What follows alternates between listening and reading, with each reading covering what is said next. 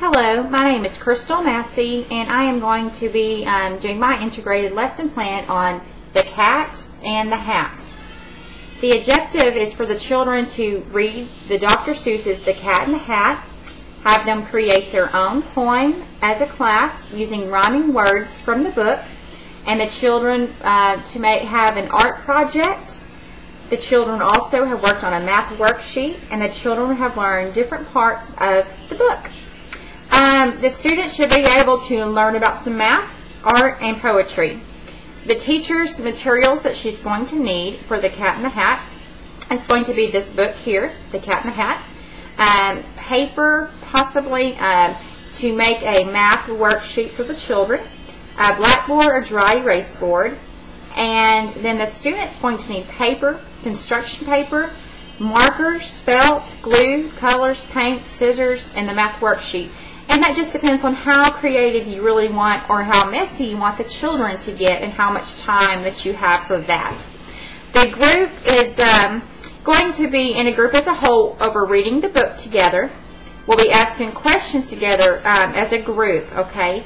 And the art project, the cat, and the math worksheet that we're going to do is going to be independently. The focus of the book and the introduction of the book, what we're going to do is, explain the book. We're going to point out that the book has a title, The Cat and the Hat, and it is by Dr. Seuss. We're not going to take a lot of time, but we are going to emphasize that so we can kind of go over that, and so they can know about a book, that this is the front of the book, that this is the back of the book, and that we'll be reading in between the book, okay? Then, after that, we're going to read the book about 10-15 minutes because we want it to sound really good. We want to kind of go over it. Then we're going to ask about rhyming words. Now, they may not remember all the words that we used in the book, so we'll go back and we'll kind of go and we'll read it again. I sat there with Sally. We sat there too. And I said, how I wish we had something to do. And then we'll say, okay, do you see any or hear any words that rhyme? To and do. And so we'll write those on the blackboard. And then it says, too wet to go out, too cold to play ball, so we sat in the house. We did nothing at all.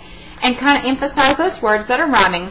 And then we'll say all in ball, and we'll write those words on the blackboard. Now, I don't have a blackboard, but I kind of made my own little to-do thing here. And so we wrote, some of the words that are on here: cat, hat, sat, ball, all, fish, ball, hook, look. But we don't want to get too many words, just a few. And then we'll have the kids, and this is after the book is already read, okay? Then we'll write a poem like, the cat sat on the ball, out of the words that we've used. Just something silly, something funny. Okay, and then after that, after they've written their own poem as a class, then we'll, have to go over and reread some of the book again, okay?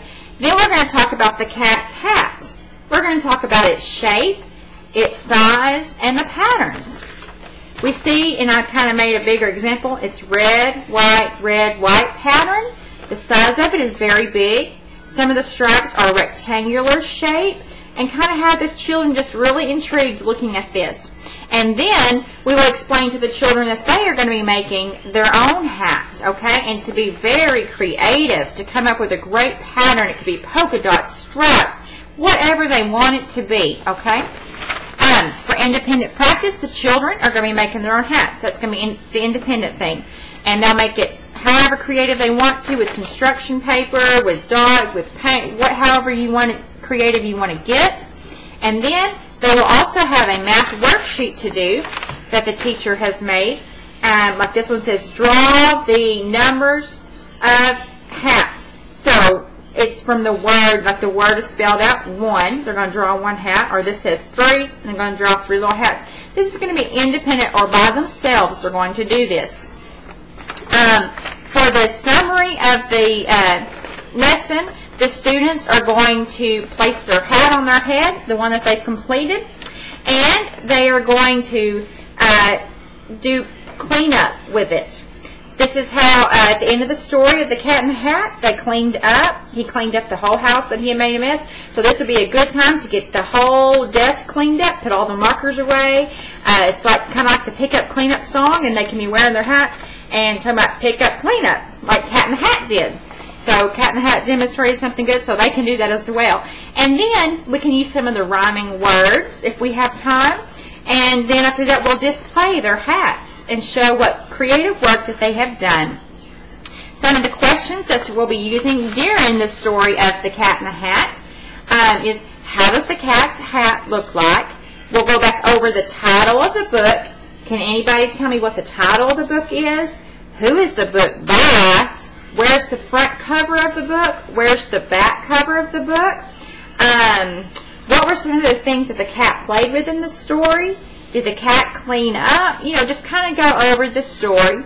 Evaluation of the lesson is going to be, how well did the kids listen? How many rhyming words did we get on the board? How many kids understood that, I guess you could say? And what was their math sheet? How well did they do on that? And also, and their hats. How well did they understand the pattern and all of that? And the size and the shape. Okay? And then for the ones that are going to finish faster than normal, they can help some of the other children. Now, I know it's mostly independent on those parts, but there may be somebody that needs some help, and they're welcome to help them with that. Or they can even read the Cat in the Hat book by themselves. They can sit there and reread that. And I believe that is all that I've got for you today. Thank you.